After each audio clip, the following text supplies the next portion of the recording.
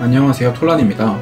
오늘은 지난 방송에서 이야기했었던 조선산업에 대한 추가적인 이야기를 해보고자 합니다.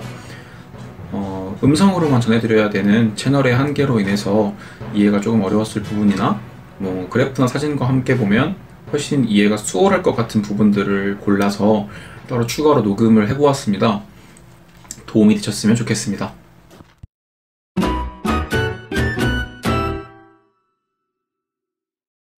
첫 번째로 이야기할 주제는 조선소가 영위하는 사업의 부문에 대한 이야기입니다. 그러니까 선박의 종류에 해당하는 내용인데요.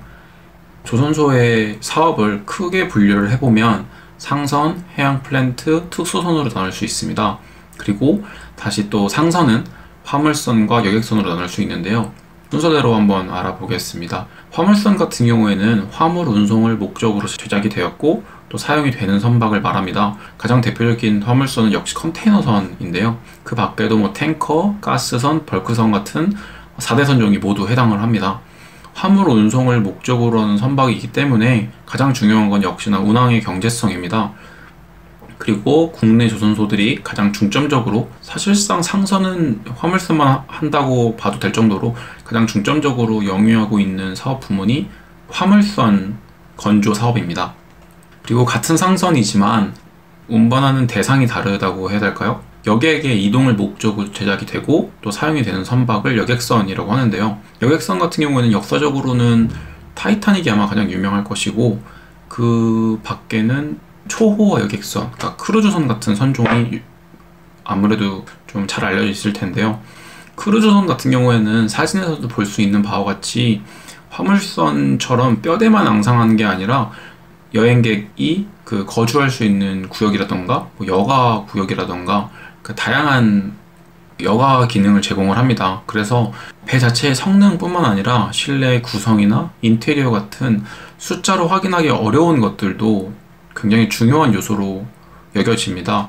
그래서 보통 한국 조선소에서 여객선은 거의 건조가 되지 않고요. 보통 크루즈선 같은 경우에는 유럽에서 크루즈선을 굉장히 오랫동안 건조해온 조선소들에서 주로 건조가 되고 있습니다. 그리고 다음은 해양 플랜트입니다. 해양 플랜트는 해양과 플랜트가 결합된 단어인데요. 그러니까 생산시설이나 공장이라는 의미의 플랜트, 그리고 환경에 해당하는 해양이라는 단어가 결합이 되어서 말 그대로 바다의 공장이라고 이해를 하시면 됩니다. 사실 해양 플랜트 같은 경우에는 세부 선종이 익숙하지 않은 게 정상입니다. 반잠수식, 리그선, 드릴쉽, 플로팅 프로덕션 스토리지 앤 오프로딩, 플로팅 프로덕션 앤 시스템즈, 이런 다양한 선종들이 존재를 하는데요. 사실 그것까지 구체적으로 알 필요는 특별히 없을 것 같습니다. 근데 사진에서 보이는 플랜트가, 해양 플랜트가 FPSO가 플로팅 프로덕션 스토리지 앤 오프로딩에 해당하는 삼성중공업의 에즈나 FPSO인데요.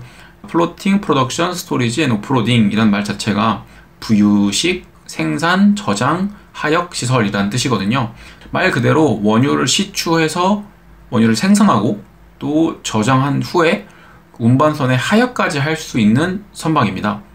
크기를 보면 진짜 공장이라고 봐도 전혀 무리가 없을 정도로 굉장히 크고요. 그리고 기능으로 봐도 공장이 수행하는 기능을 전부 다 수행한다고 보시면 될 것 같습니다. 그만큼 성과가 굉장히 비싸고 설계 난이도가 높고, 그리고 사용되는 자재도 상선에 비해서 조금 더 스펙이 높은 자재를 사용하는 편입니다. 그리고 다음은 특수선입니다. 특수선 같은 경우에는 세부 선종이 여러 가지가 있는데 가장 대표적인 게 바로 군함입니다. 군함 같은 경우에는 상선처럼 운항 경제성이 가장 중요한 선박이 아니라 목적 자체가 경제성보다는 내구성이나 기동성에 중점을 둔 선박이기 때문에 설계 시점에서부터 설계의 주안점이 완전히 다르다는 것이 특징입니다. 군함 외에도 잠수함 등도 특수선 사업을 영위하는 조선소들에서 건조를 하고 있습니다.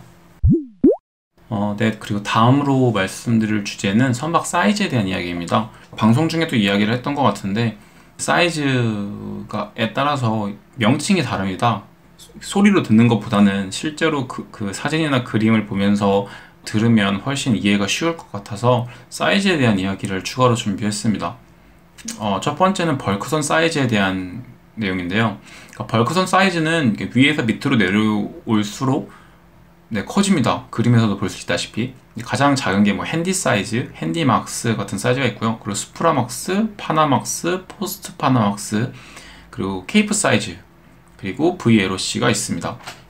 파나막스와 포스트 파나막스 같은 경우에는 파나막스가 확장 공사를 해서 확장 공사 이후에 파나막스를 지날 수 있는 가장 큰 사이즈에서 포스트 파나막스인 거고요. 케이프 사이즈는 그 희망봉 쪽으로 돌아서 내려가야 돼서 케이프 사이즈라고 말을 하고요.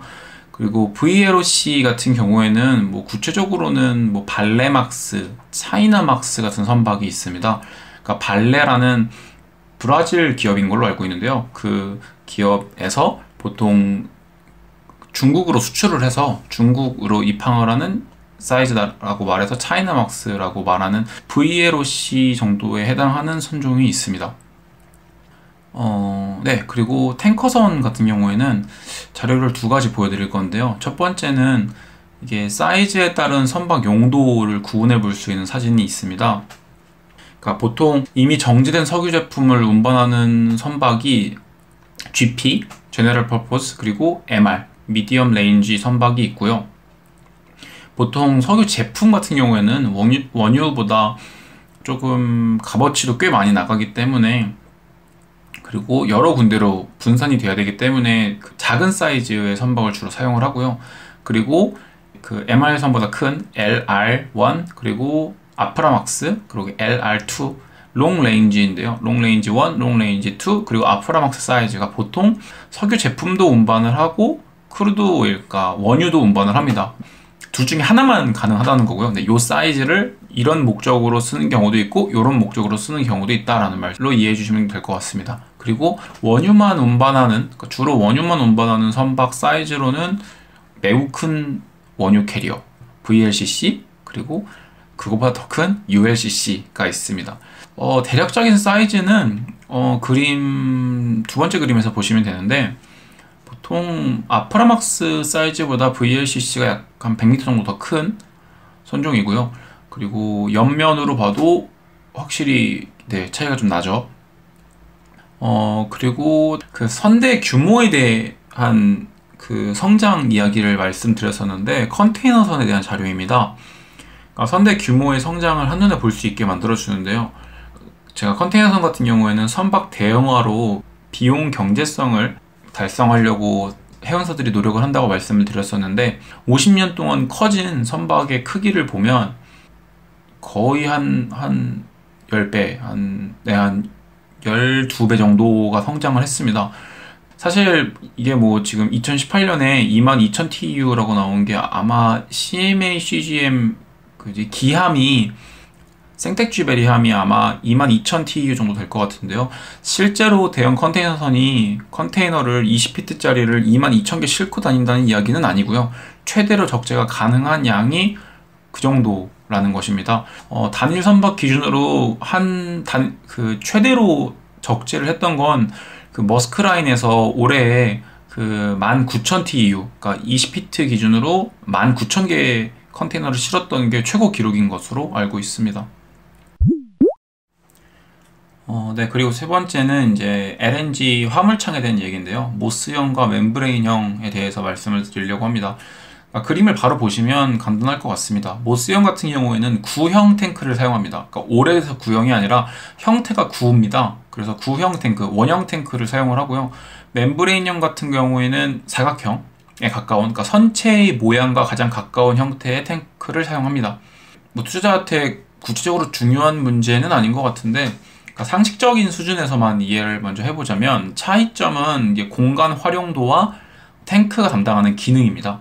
그러니까 모스선 같은 경우에는 구형 탱크를 사용을 하는데, 공학적으로 원형, 구형이 그 무게가 특정 부분에 쏠리지 않고 열 응력이 집중되지 않는 형태이기 때문에 구조적으로 안정성이 가장 높은 구조입니다. 근데 사실 선체 자체를 구형으로 만들 수는 없거든요. 그래서 중간에 이제 죽는 공간이 발생을 하고, 그 공간이 아무래도 멤브레인형에 비해서 많습니다. 그래서 공간 활용도가 떨어지는 편이고요.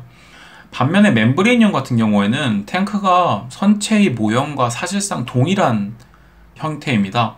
대신에 원형과 다르게 사각형에 가까우면 이제 열 응력이 집중될 수가 있습니다. 그래서 멤브레인형 같은 경우에는 LNG선 같은 가스선은 내압, 지지, 그리고 단열, 그리고 밀폐라는 네 가지 기능이 중요한데요. 멤브레인형 같은 경우에는 내압과 지지 기능을 탱크가 아니라 선체 전체를 활용해서 해결합니다.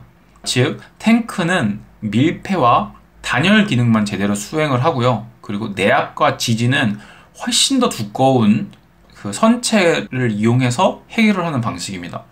때문에 공간 활용도가 높아서, 그러니까 화물선은 아무래도 최대한 많은 화물을 경제적으로 운반하기를 원하기 때문에 화주나 뭐 운행사 입장에서도 멤브레인형 화물창을 선호하게 됩니다. 멤브레인형 같은 경우에는 그 단열재가 들어가고, 그리고 박형이라고 하는데요. 굉장히 얇은 철판만 들어가서 지지는 선체가 한다고 보시면 될 것 같습니다. 그리고 보통 모스형은 일본 조선소들이 했었고요.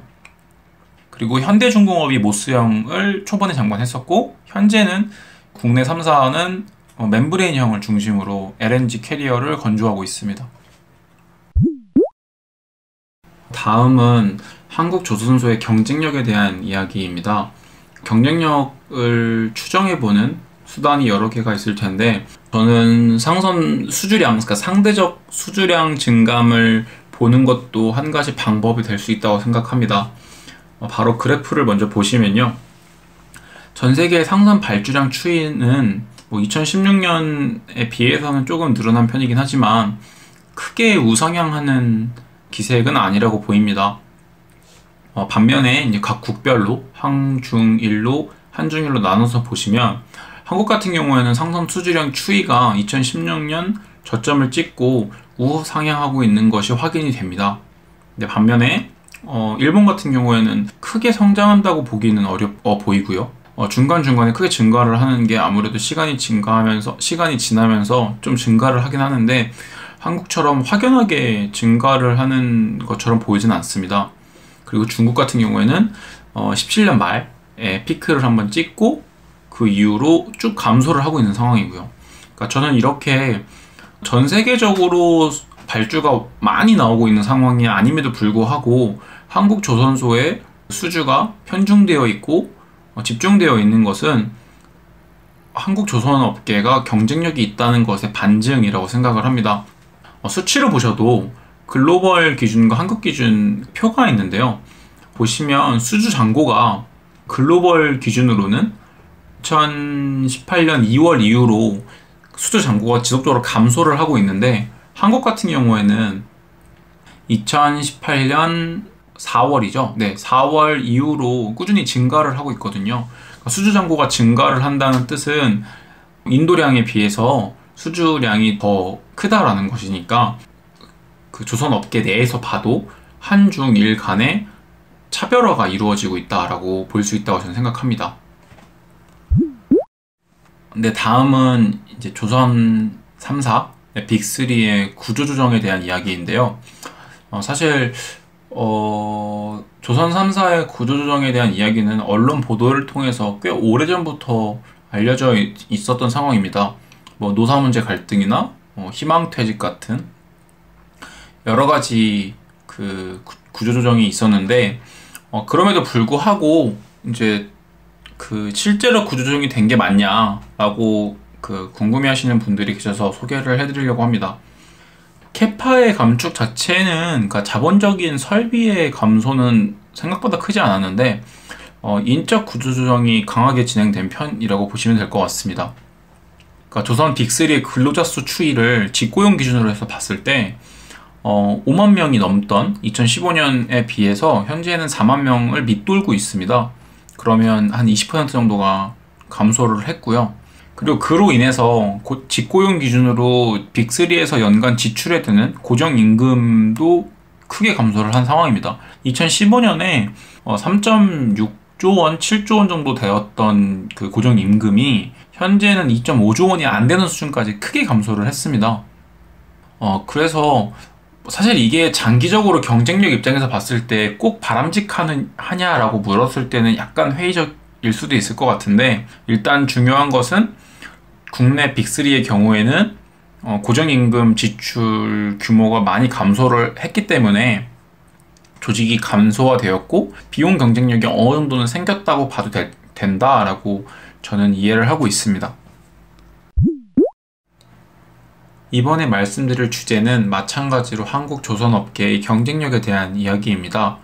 한국 조선업계의 경쟁력에 대한 힌트를 얻는 방법이 여러 가지가 있을 것이라고 생각합니다. 그 중에서 저는 한국의 수주 물량의 선주 국적과 선종 비율을 통해서 경쟁력에 대한 힌트를 얻고자 합니다. 한국의 수주 물량 선주 국적을 보면 그리스가 33%, 노르웨이가 11%, 그리고 일본이 8%로 주요 해운 강국의 선주가 50% 이상을 차지하고 있습니다. 반면에 중국 수주 물량의 선주 국적을 보면 중국 자국 발주 물량이 18%로 가장 많은 비중을 차지하고 있고 그 아래로 이탈리아 12%, 그리스 10%, 노르웨이 9% 등 특별히 어느 한 나라의 선호가 확인되지 않고 있습니다.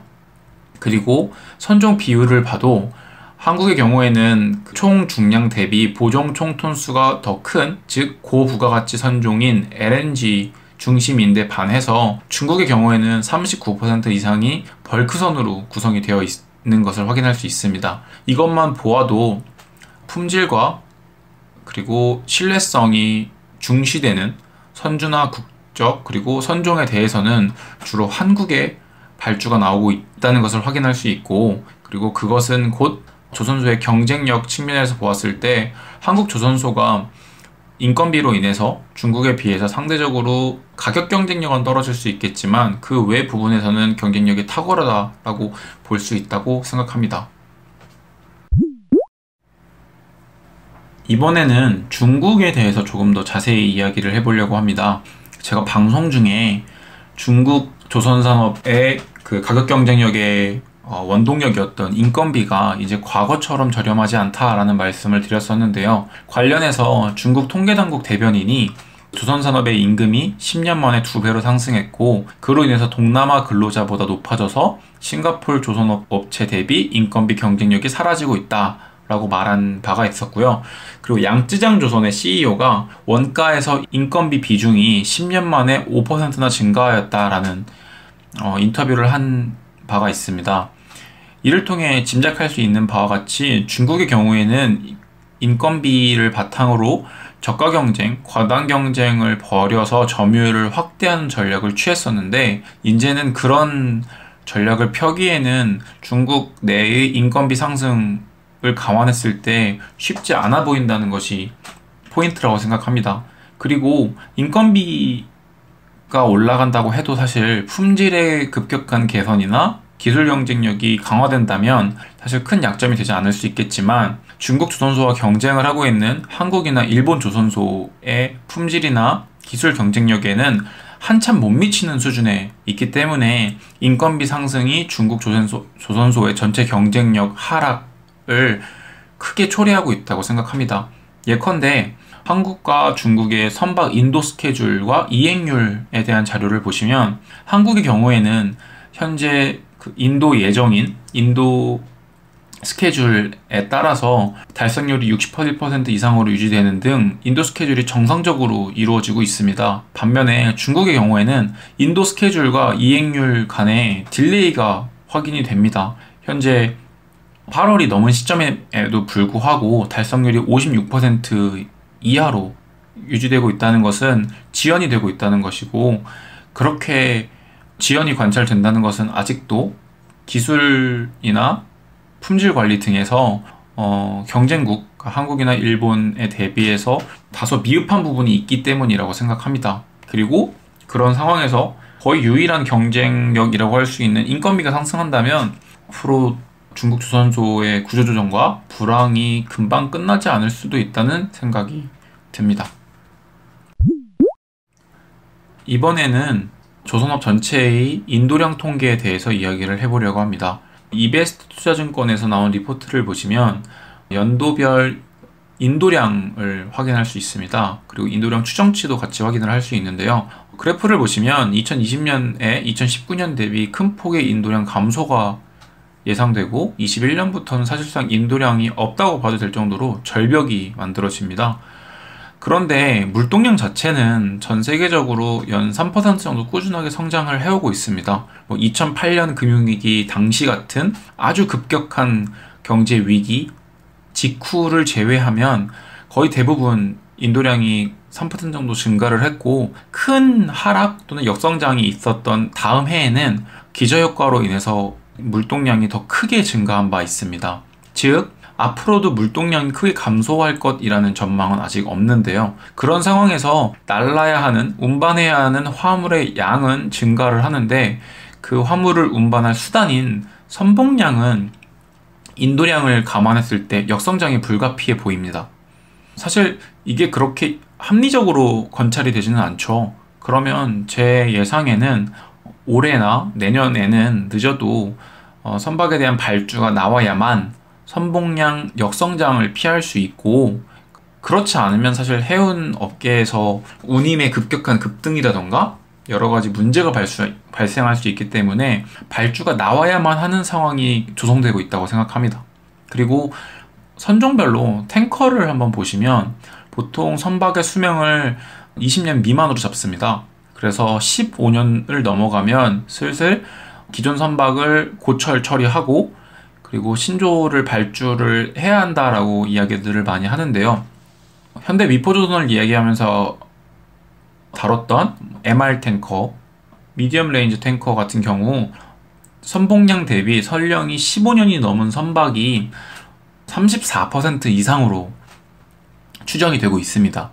그러면 34% 정도는 교체를 해야 하는 수요라는 건데, 현대 미포조선이 최근에 수주를 좀 하긴 했지만 그래도 여전히, 그리고 추가로 황산화물 규제로 인해서 증가하는 저유황유 수요 같은 것을 감안했을 때 발주가 나와야만 하는 상황이 조성되고 있다고 생각합니다. 그리고 한국의 대형 조선소들이 주로 강점을 갖고 있는 VLCC 같은 경우에도 20만 톤에서 29만 톤 사이인가, 한 30만 톤 이하 정도 되는 VLCC 같은 경우에는 선봉량이 선령이 15년을 넘은 선박의 비중이 27%, 그리고 30만 톤 내외의 선박의 경우에는 33%를 선령이 15년이 넘은 선박들이 차지하고 있습니다.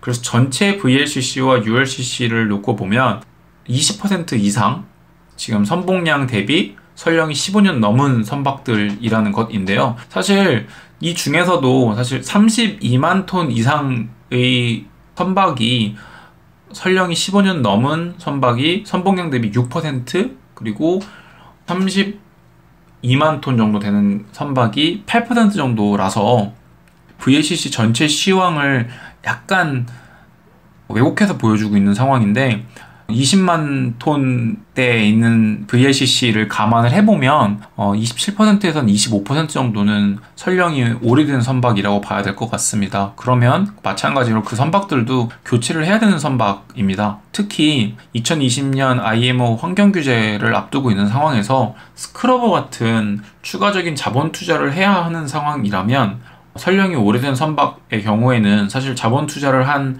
그 투자금을 회수하지 못할 위험도 있기 때문에 지금처럼 철강 가격이 높은 상황에서는 마찬가지로 선령이 오래된 선박을 고철 처리하고 그리고 신조를 할 환경이 계속해서 조성되고 있다고 생각을 합니다.